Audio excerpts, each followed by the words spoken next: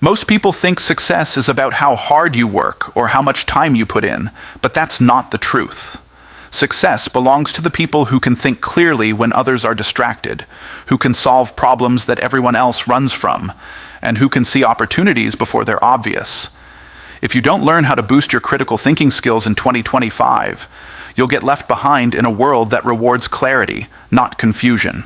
Stay with me, because what I'm about to share will completely change how you make decisions, solve problems, and create results in your life. Information is not transformation. You can read 1,000 books, listen to countless podcasts, watch endless motivational videos, and still find yourself stuck in the exact same place you were last year, because information by itself doesn't change anything about your life. Information is like raw material. It is potential. It is possibility. But until it is acted upon, until it is processed and applied, it remains dormant and useless. People confuse knowing with growing, and that is why so many are trapped in cycles of learning without living. They think that because they've heard something, they've done something. They think that because they've read a principle, they've mastered it. But real mastery doesn't come from what you know. It comes from what you do with what you know. Transformation is the result of taking information and allowing it to reshape your decisions, your behaviors, your mindset, and ultimately your outcomes. Think about it like this. Information is the seed, but transformation is the harvest. You can hold a seed in your hand for the rest of your life, and nothing will ever grow from it. You can admire it, study it, talk about it, and even teach others about the potential inside that seed. But unless you put it into the soil, water it, nurture it, and give it time, it will never become what it was designed to be. The same goes for knowledge. You can spend years gathering facts, memorizing quotes, attending seminars, and filling notebooks, but until you plant those ideas into the soil of consistent action, they will never blossom into results. The problem is not that people don't know enough. The problem is that people don't act enough on what they already know. We don't need more information. We need more application. There is a comfort in gathering information. It feels safe. It feels productive. It feels like progress. You sit down with a new book or course, and for a moment you feel smarter. You feel more prepared. You feel like you're moving forward. But that feeling is deceptive if it doesn't translate into action. Knowledge has a way of tricking you into believing you're growing, when in reality, you're just collecting. Transformation doesn't happen in your library. It happens in your laboratory. It happens when you test, when you apply, when you risk failure by putting your knowledge into practice. Too many people hide behind learning because they're afraid of doing. They keep saying they need just one more piece of information, just one more strategy, just one more book, and then they'll be ready. But the truth is, they're waiting for perfect conditions that will never come. Transformation only begins when you stop preparing to act and actually act. Another reason information doesn't automatically create transformation is because information is external, but transformation is internal. Anyone can give you information. A teacher, a mentor, a speaker, or even a stranger online can pour information into your mind. But transformation requires an internal shift, a decision, a commitment, a willingness to change. You can sit in the same classroom as someone else, hear the same lecture, take the same notes, and yet one person leaves completely changed while the other leaves exactly the same. Why? Because transformation depends not on what was taught, but on what was caught, processed, and applied. Transformation begins when the information collides with your willingness to change your habits, your discipline, your focus, and your choices. Consider how many people know what it takes to get healthy. Everyone knows the basic information. Eat better, move your body, get enough rest, manage stress. Yet millions remain unhealthy because knowing isn't the same as doing. Or look at money. Everyone knows the simple formula: spend less than you earn, invest wisely, avoid unnecessary debt. And yet financial struggle is common because people don't translate what they know into how they live. The gap between information and transformation is not intelligence. It is implementation. Transformation requires discipline, sacrifice, and consistency, and that is where most people fall short. It is easier to gather more information than to change your lifestyle. But until you cross that gap, you will always live beneath your potential. Transformation is also uncomfortable, and that is why people resist it even when they are drowning in information. Information can be consumed passively. It costs you nothing but time and attention. Transformation demands something greater. It demands that you let go of old habits, that you challenge old beliefs, that you confront your own weaknesses. It demands that you act in faith, that you take risks, that you step into the unknown. And most people prefer the comfort of knowing over the challenge of growing. But true transformation only comes through pressure, struggle, and persistence. Just as a caterpillar must endure the discomfort of the cocoon to become a butterfly, you must endure the process of applying what you've learned to truly transform your life. Information also has an expiration date if it is not acted upon. Knowledge unused becomes stale. The opportunity you could have seized last year may no longer be available today. The skill you studied but never practiced may have already faded from your memory. The market trend you researched but never capitalized on may have passed you by. Transformation requires urgency because windows of opportunity close. If you wait until you feel ready, you'll often find that the season has shifted. That's why it's not enough to gather information. You must act on it quickly, decisively, and consistently, or you risk losing the very advantage that knowledge could have given you. In the end, the people who rise above are not the ones who know the most, but the ones who do the most with what they know. Transformation is the evidence of knowledge applied. Transformation is when your health improves, because you acted on what you learned about nutrition and exercise. Transformation is when your finances grow because you applied the principles of discipline and investing. Transformation is when your relationships thrive because you applied wisdom about communication, patience, and forgiveness. Transformation is not measured by how much you've learned, but by how much you've changed because of what you've learned. Question your assumptions, because the most dangerous beliefs you carry are not the ones that are obviously wrong, but the ones you've never bothered to challenge. Assumptions live quietly in the background of your mind, shaping your decisions, guiding your actions, and controlling your perspective without you even realizing it. They are the invisible rules you live by, the silent voices that whisper, "This is the way things are," and because they feel so natural, you rarely stop to investigate whether they are actually true. But assumptions can become prisons. They limit your vision, they restrict your creativity, they keep you bound to mediocrity when abundance is possible. Until you learn to confront them, to shine the light of truth on them, you'll live your life inside boundaries that were never real to begin with. From the moment you were born, assumptions began to shape your reality. You inherited assumptions from your family, your culture, your school, your friends, your environment. Maybe you grew up hearing that money is evil, so you assumed wealth is dangerous. Maybe you heard that people like us don't succeed, so you assumed greatness was for others, but not for you. Maybe you were told you weren't smart enough, or talented enough, or disciplined enough, and you assumed those words were truth instead of someone else's opinion. These assumptions feel so normal that you carry them into adulthood without questioning them. And then you wonder why you keep hitting invisible ceilings, why opportunities slip through your hands, why your potential feels unreachable.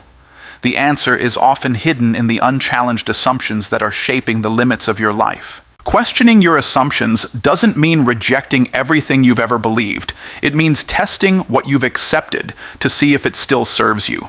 Just like a scientist runs experiments to confirm whether a theory holds true, you must run experiments on your beliefs. If you assume you're bad at business, have you ever tried starting one with persistence? If you assume you don't have time, have you ever tracked where your hours actually go each day?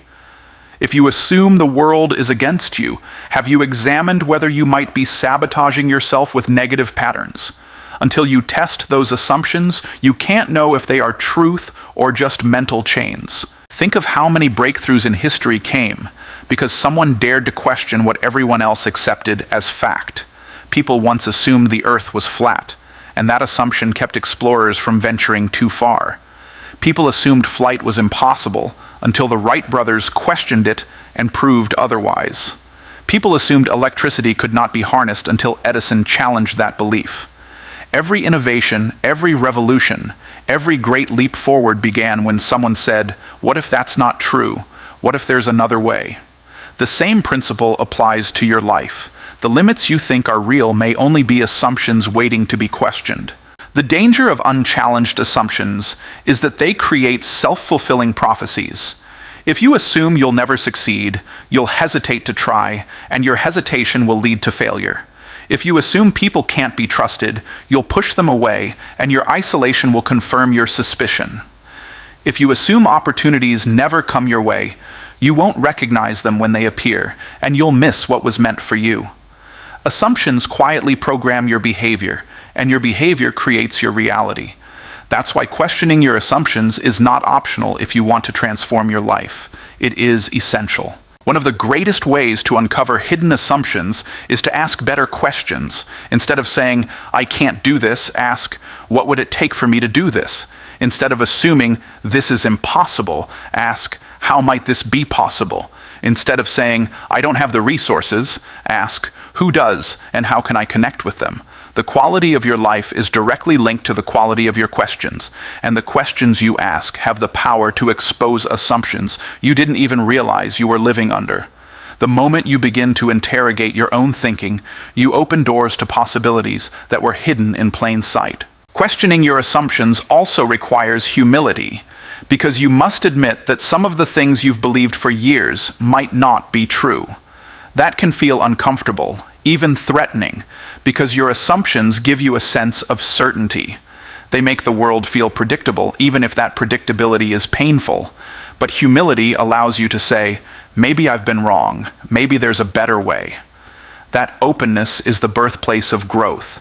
Pride clings to assumptions, but humility challenges them. Pride says, "I already know," but humility says, "Let me find out."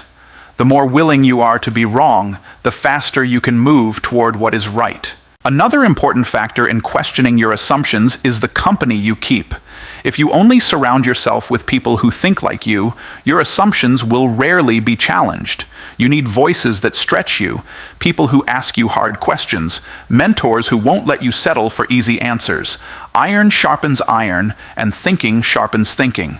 Sometimes a single conversation with someone who sees the world differently can shatter a lifetime of limiting assumptions.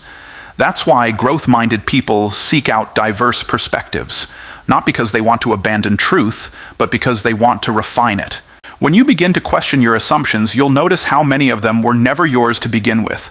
They were handed to you by others, and you adopted them without examination. But your life is too valuable to be governed by someone else's untested beliefs.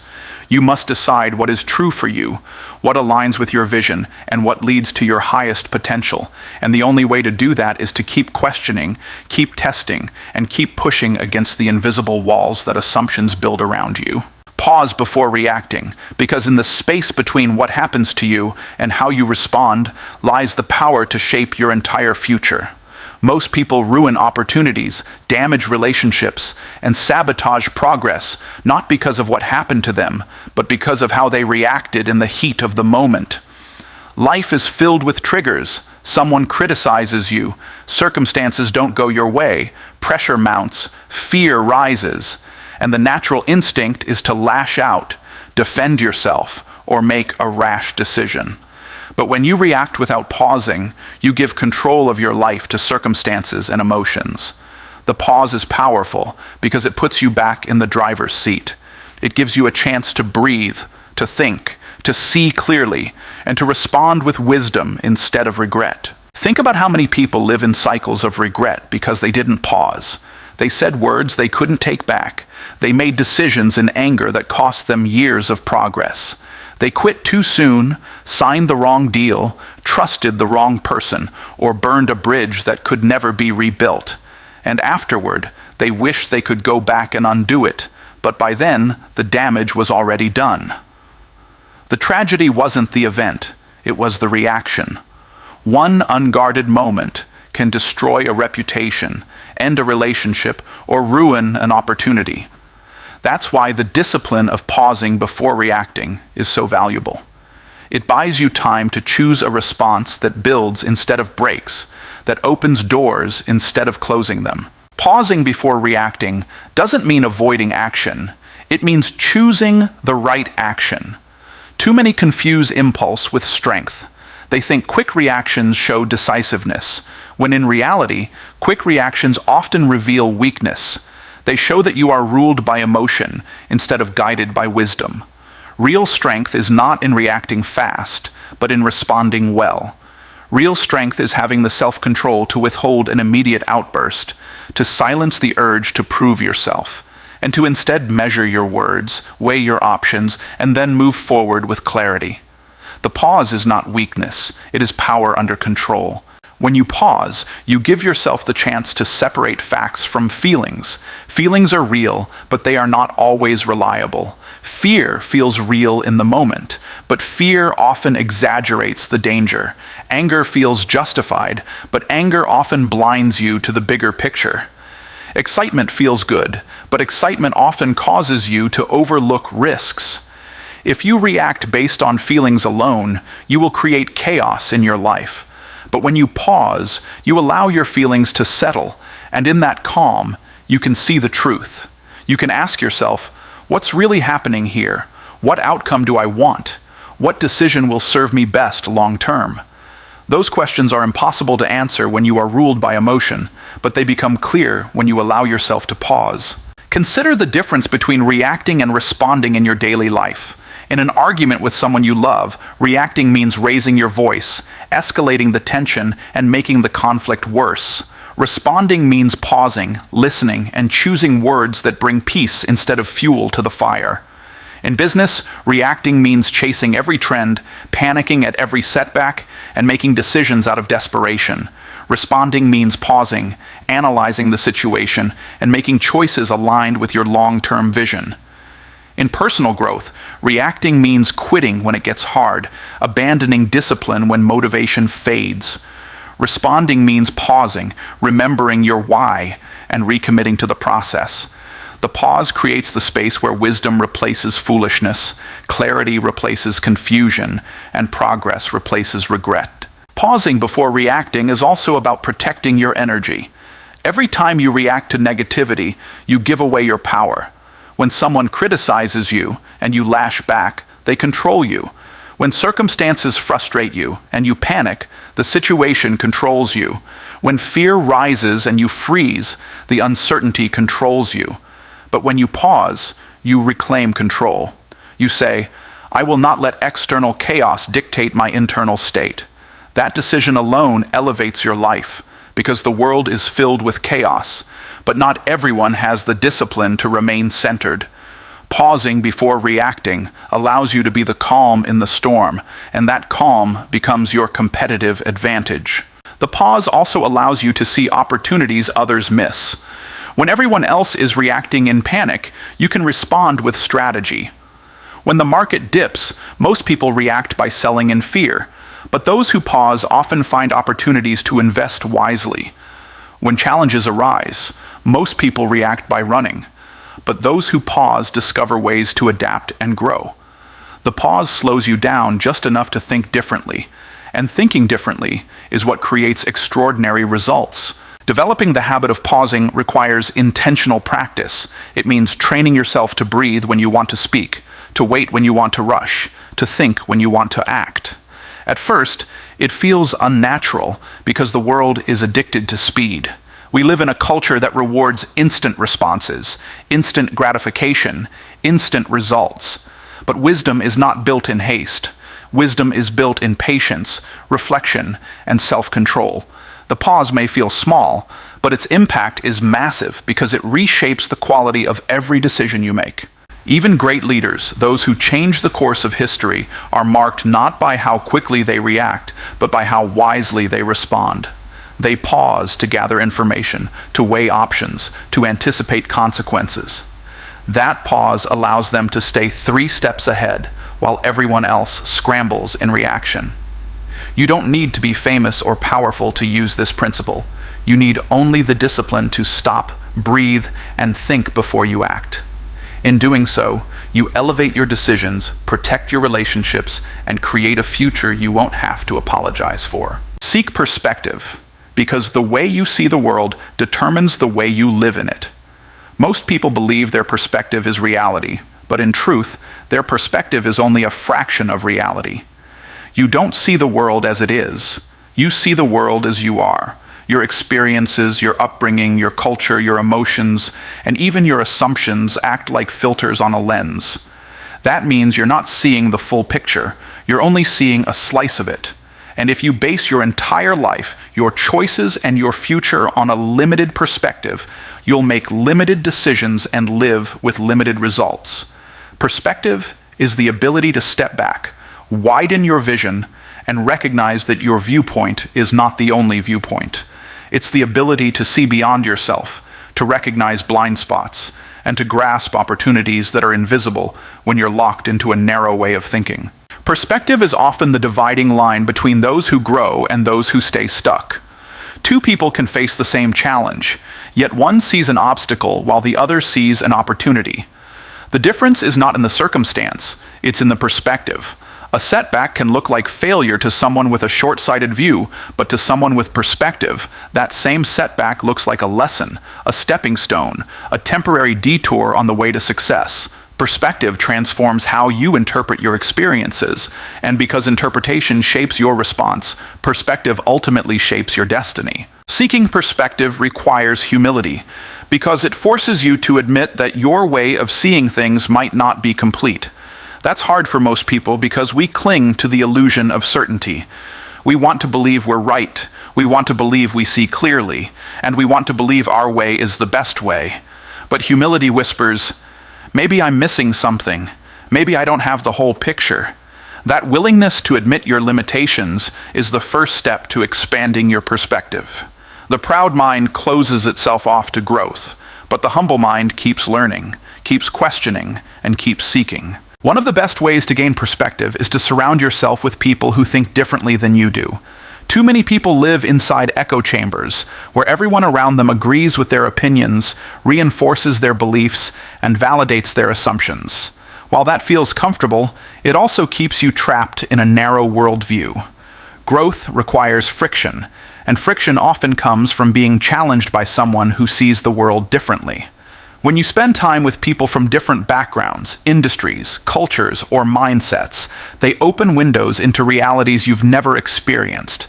They ask questions you never considered. They expose blind spots you didn't know you had. And they expand your vision beyond your own limited lens. Perspective also requires distance. Sometimes you're too close to a problem to see it clearly. When you're in the middle of the storm, everything looks overwhelming, urgent, and impossible. But when you step back, when you create distance, you begin to see patterns, solutions, and opportunities that weren't visible before. That's why people say, sleep on it. Because time and space shift your perspective. Suddenly, the problem that felt like the end of the world looks smaller, more manageable, less permanent. Creating distance doesn't make the problem disappear, but it makes it easier to see it for what it really is. A temporary challenge, not a permanent condition. Perspective is also gained through gratitude. When you constantly focus on what's missing, your perspective becomes one of lack, and everything feels insufficient. But when you pause to recognize what you already have, your perspective shifts to abundance. Gratitude changes how you interpret your circumstances. Instead of seeing problems as punishments, you begin to see them as privileges, as opportunities to grow stronger, wiser, and more resilient. Gratitude gives you the perspective to realize that even in hardship, there are blessings. Even in loss, there are lessons. Even in delays, there are hidden gifts. Another powerful way to seek perspective is through history. When you study the lives of those who came before you, you gain a larger context for your own struggles. What feels overwhelming to you may be insignificant compared to what others have endured and overcome. History teaches perspective because it reminds you that human beings have faced wars, plagues, poverty, injustice, and yet progress continues. It reminds you that no matter how heavy your burden feels today, others have carried heavier loads and still rose above them. That realization doesn't diminish your pain, but it puts it into perspective. It shows you that you are not powerless, that you too can overcome. Perspective also changes how you handle success. Without perspective, success can make you arrogant, blind to your weaknesses, and careless with your blessings. With perspective, success becomes a responsibility, a stewardship, a chance to use what you've been given to impact others. Perspective protects you from pride because it keeps you aware that your achievements are not solely your doing. They are the result of opportunities, timing, relationships, and grace working alongside your effort. When you see your success through the lens of perspective, you carry it with humility and use it to uplift others instead of just elevating yourself. Seeking perspective is not a one-time event. It's a lifelong discipline. Life will constantly tempt you to shrink your vision, to focus only on yourself, to believe that your current viewpoint is absolute truth. But perspective must be sought again and again. Every new level of life, every new challenge, every new season requires fresh perspective. That means you must stay curious, stay humble, and stay open. It means asking questions, listening more than speaking, and looking at situations from multiple angles before deciding how to respond. When you seek perspective, you unlock a power that most people overlook. You stop being a prisoner of your circumstances and start becoming an architect of your destiny. You stop reacting to life through a narrow lens and start responding through a wide vision. And that shift makes all the difference because life is not determined by what happens to you, but by how you see what happens to you. Perspective gives you clarity in confusion, strength in struggle, and vision in the midst of chaos. Separate facts from feelings, because if you let emotions dictate your decisions, you'll spend your life building on unstable ground. Feelings are powerful. They can inspire you, move you, and energize you, but they are also unpredictable, temporary, and often misleading. Facts are steady, unchanging, and reliable. If you build your choices on feelings, you'll constantly shift directions based on the highs and lows of your mood. But if you build on facts, you create a foundation that remains firm no matter what storm comes your way. The discipline to separate what you feel from what is real is one of the greatest skills you can develop, because it ensures that your life is guided by truth, not turbulence. Feelings often scream louder than facts. Anger rises quickly, fear grips tightly, excitement surges suddenly, and sadness weighs heavily. In those moments, it's easy to mistake feelings for reality. You feel afraid, so you assume danger is certain. You feel angry, so you assume someone has wronged you beyond repair. You feel discouraged, so you assume failure is permanent. But feelings are not facts, they are signals. They indicate what you are experiencing internally, but they don't always reflect the truth externally. Fear can warn you of real danger, or it can exaggerate a situation that is perfectly safe. Anger can highlight an injustice, or it can blind you to your own role in the conflict. Sadness can help you process loss, or it can trap you in hopelessness if left unchecked. That's why separating feelings from facts is essential, because feelings can inform you, but they cannot define reality. Consider how many lives have been derailed because decisions were made in the heat of emotion. Someone feels offended and quits a job without a plan. Someone feels infatuated and jumps into a relationship without discernment. Someone feels discouraged and abandons a dream just before the breakthrough. In each case, the decision was made not based on facts, but on temporary emotions. Later, when the emotions faded, regret set in, because the facts told a different story. That's the danger of letting feelings run the show. They make permanent decisions out of temporary conditions. Separating facts from feelings requires you to pause and ask questions before you act. You must ask yourself, what do I know to be true? What evidence do I have? Am I reacting to reality, or am I reacting to my perception of reality? These questions create a filter that prevents you from rushing into choices based on unstable emotions. For example, if you feel like a failure, ask yourself, is that a fact, or is that how I feel right now? The fact may be that you've had a setback, but that doesn't make you a failure. If you feel like no one cares, ask yourself, Is there evidence for that, or am I projecting my loneliness onto others? The fact may be that some people are distant, but that doesn't mean everyone has abandoned you. By distinguishing fact from feeling, you reclaim clarity and prevent emotions from distorting your vision. Feelings are temporary, but facts are timeless. Your emotions can shift dramatically in a single day. You can wake up excited, feel anxious by noon, get angry in the afternoon, and feel peaceful by evening. If you make life-altering decisions in each of those emotional states, your life will swing back and forth like a pendulum. But facts don't change with the clock. 2 + 2 will always equal 4, whether you're happy, sad, or frustrated. The principle of sowing and reaping will always hold true, whether you feel like planting seeds or not. Discipline will always produce results, whether or not you feel motivated. Anchoring your life in facts gives you stability that feelings alone can never provide. Another key to separating facts from feelings is learning how to manage your inner dialogue. Feelings often whisper lies in the form of thoughts. I'm not good enough. I'll never make it. This is hopeless. No one believes in me. If you accept those whispers as facts, they will shape your reality. But if you challenge them, if you ask, where is the evidence? What is the truth? You'll discover that most of those thoughts are fueled by feelings, not grounded in reality. Your mind can create entire stories based on emotion, and those stories can hold you hostage if you don't test them against the facts. Facts also give you the ability to stay steady when others around you are ruled by emotion. In times of crisis, the majority react in fear, panic, or anger, and their decisions reflect that chaos. But when you stand on facts, you become the calm in the storm. While others are selling everything out of fear, you're able to evaluate calmly.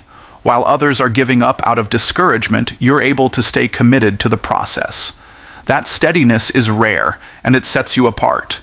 People are drawn to those who can stay anchored in truth when emotions run wild, because they recognize that stability is strength. Separating facts from feelings doesn't mean ignoring your emotions. Feelings are valuable. They give you insight into your inner world, they help you connect with others, they remind you that you're human. But they were never meant to be the captain of your ship. Feelings should be passengers, acknowledged, respected, but not allowed to steer. The captain must always be truth. When truth leads and feelings follow, your decisions produce growth, progress, and long-term results. But when feelings lead and truth follows, chaos and regret are inevitable. The discipline of distinguishing fact from feeling is one you must practice daily. It happens when you take a moment before sending that heated message, when you double-check your perception before accusing someone, when you remind yourself of the truth before believing every thought that crosses your mind. Over time, you build the muscle of discernment, and that muscle protects you from unnecessary pain. Life will always bring situations that stir your emotions, but your ability to pause, sift through the noise, and anchor yourself in truth will determine whether those situations build you or break you. Connect the dots because nothing in your life is random, even if it feels that way in the moment. Every event, every decision, every opportunity, and even every setback is part of a larger picture that you often cannot see until you step back. Most people live frustrated because they look at each event in isolation, and when you only look at one piece of the puzzle, it rarely makes sense. A single piece looks jagged, awkward, and incomplete, but when you put it in the context of the whole puzzle, suddenly it fits perfectly. Life works the same way. The choices you made years ago, the failures that once broke your heart, the lessons you didn't understand, all of them are dots on the canvas of your journey. When you learn to connect the dots, you begin to see patterns, and those patterns reveal direction. The ability to connect the dots is what separates people who stumble through life from those who create a vision for their life.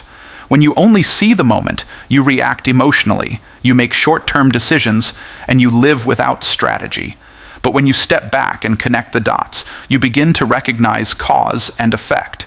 You realize that the discipline you practice today will create opportunities tomorrow. You recognize that the relationships you invest in now will open doors in the future. You see how small habits compound into massive results over time. Connecting the dots gives you the clarity to make choices today that align with the life you want to build tomorrow. Many people look at their past and see only mistakes, regrets, and wasted years.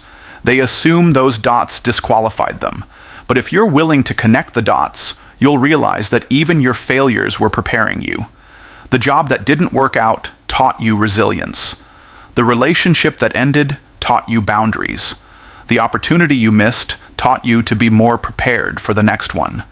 Nothing was wasted. Every dot is useful when you allow it to shape you, refine you, and guide you. The problem is not that your past doesn't matter. The problem is that most people don't connect their past to their purpose. They disconnect from their story instead of embracing it. And in doing so, they miss the hidden wisdom that could propel them forward. Connecting the dots also allows you to recognize patterns in your own behavior. If you keep facing the same struggles in your finances, your relationships, or your career, chances are it's not coincidence. It's a pattern. Maybe you avoid responsibility when things get tough. Maybe you chase quick fixes instead of building long-term solutions. Maybe you seek validation in the wrong places. When you connect the dots, you begin to see those repeating cycles, and once you see them, you can break them. Transformation begins when you recognize that the challenges you face are not isolated. They're connected to habits, beliefs, and decisions that must be addressed. On the flip side, connecting the dots also reveals what works. You begin to notice the behaviors, decisions, and environments that consistently lead to progress. Maybe every time you maintain discipline in your schedule, opportunities seem to open. Maybe every time you invest in relationships, unexpected doors unlock. Maybe every time you stay consistent, results compound. When you connect these dots, you gain confidence because you realize success is not random. It is the predictable outcome of certain patterns. And when you know the patterns, you can repeat them, scale them, and multiply their results. The ability to connect the dots also gives you patience in the present. When something doesn't make sense now, you can trust that it's just one piece of a larger picture that you will understand later. That rejection that feels devastating today may turn out to be the redirection that leads you to something greater. That challenge you hate right now may develop the strength you'll need for your next season. When you know the dots will connect, you stop panicking in the middle and start trusting the process. Faith grows when you realize that nothing is wasted and every piece matters. Another important part of connecting the dots is perspective. You can't connect the dots if you're always staring at one dot. You must zoom out, reflect, and look at your life from a bigger picture. Journaling, meditation, prayer, or simply taking time to think all help you zoom out and see connections that are invisible in the rush of daily life. Perspective allows you to see how far you've come, what you've learned, and how the path has been shaping you for what's ahead. Without perspective, you'll mistake preparation for punishment, and you'll miss the purpose hidden in the process. When you master the art of connecting the dots, you also become someone others can rely on for wisdom. Most people only see the surface of situations, but a dot connector sees deeper. You can analyze problems, anticipate outcomes, and advise others because you see how one choice leads to another. That ability makes you valuable in business, in relationships, and in leadership. People are drawn to those who can see the bigger picture, because big picture thinkers create stability and direction in a world full of confusion and chaos. The truth is, life rarely makes sense moving forward. It only makes sense looking back. You often don't understand why something happened until years later, when you connect it to the next chapter. That's why connecting the dots is an ongoing process. The more you grow, the more you look back and see how it all fits together. The very things you once thought were setbacks become stepping stones in hindsight. The very seasons you wanted to skip turn out to be the seasons that shaped your character the most. Nothing is wasted when you learn to connect the dots. Think with courage, because bold thinking is what separates those who create extraordinary lives from those who settle for ordinary ones. Most people don't fail because they aren't capable. They fail because they never allow themselves to think beyond the boundaries of fear. Fear whispers that your dreams are too big, that your ideas are too risky, that your vision is unrealistic. And when you believe that whisper, your thinking shrinks, your possibilities shrink, and your life shrinks. Courageous thinking is about refusing to let fear dictate the size of your vision. It's about daring to imagine more, even when your current circumstances seem small. It's about allowing your mind to stretch into territories that scare you, because growth always begins where comfort ends. Courageous thinking challenges the status quo. Most people accept things as they are because that's what they've always known. They follow traditions, systems, and beliefs without ever questioning whether those patterns actually serve them. Courageous thinkers, however, are willing to stand out. They're willing to ask, why not me? Why not now? Why can't things be different? This kind of thinking is uncomfortable because it sets you apart from the crowd. It makes you a target for criticism, doubt, and misunderstanding. But without courageous thinkers, nothing new would ever exist. Every invention, every breakthrough, every movement that changed the world began in the mind of someone brave enough to think differently. Thinking with courage also means allowing yourself to envision outcomes that seem impossible right now. It's easy to think within the limits of your resources, your environment, or your experience, but courageous thinking asks you to see beyond what you currently have. It invites you to imagine what could be, not just what is. When you dare to think bigger, your mind begins to search for ways to turn that vision into reality. If you only think small, you'll only see small opportunities. But when you think boldly, you begin to notice possibilities that were invisible before. Courage expands your vision, and vision expands your life. Fear will always try to shrink your thinking, because fear thrives on limitation. It convinces you to stay safe, to avoid risk, to protect yourself from failure. But what fear never tells you is that safety comes with its own risk, the risk of regret. Playing it safe might protect you from temporary failure, but it will also guarantee permanent mediocrity. Courageous thinking accepts the possibility of failure, but refuses to be paralyzed by it. It understands that failure is not the end, but part of the process. Every setback teaches you something, every disappointment shapes you, and every mistake sharpens you. Courageous thinkers see failure as feedback, not finality. Thinking with courage also requires resilience. When you think big, you will face resistance. People will doubt you, circumstances will challenge you, and obstacles will rise up against you. If your thinking is fragile, you'll collapse under the weight of opposition. But when your thinking is anchored in courage, you'll push through setbacks, adapt to challenges, and keep moving forward. Courage gives your mind the strength to persist when everything else tells you to quit. It gives you the ability to look at a closed door and believe another one will open. It allows you to see possibilities where others see dead ends. Another part of courageous thinking is refusing to be controlled by the opinions of others.